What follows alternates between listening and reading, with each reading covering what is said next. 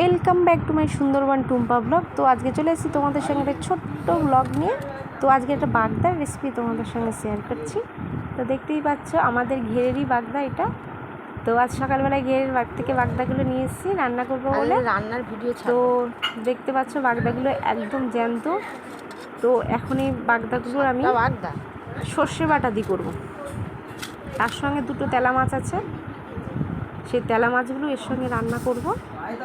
তো বাগদাগুলো এখন তোমাদের একটু দেখাচ্ছি, ভালো করে দেখো। সাইজগুলো একটু বাগদা কাটা হয়ে গেছে, নুন হলুদ মাখাচ্ছি এবার। তো ভালো করে নুন হলুদটা মাখিয়ে নিলাম,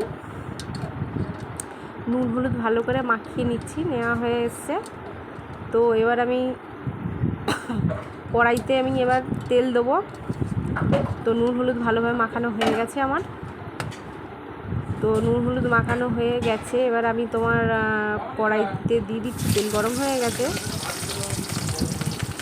তো ভালোই গরম হয়ে গেছে তেলটা। সব বাগদাগুলো আমি একে একে দিয়ে দেবো।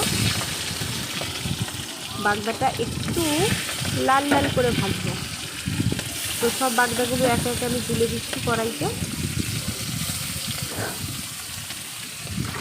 তো বাগদাটা একটু নাড়াচাড়া করবো, এপিট ওপিট করে দেবো একটু।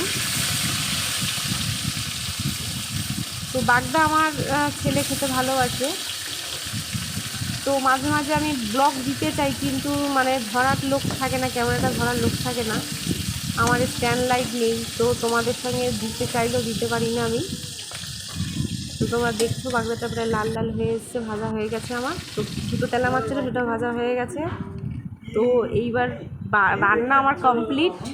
বাগদার ঝাল, তার সঙ্গে তেলা মাছ, আর আলাদাভাবে করিনি, একসঙ্গে করেছি। সবাই ভালো থাকবে, সুস্থ থাকবে। এই আমার রেসিপি শেষ।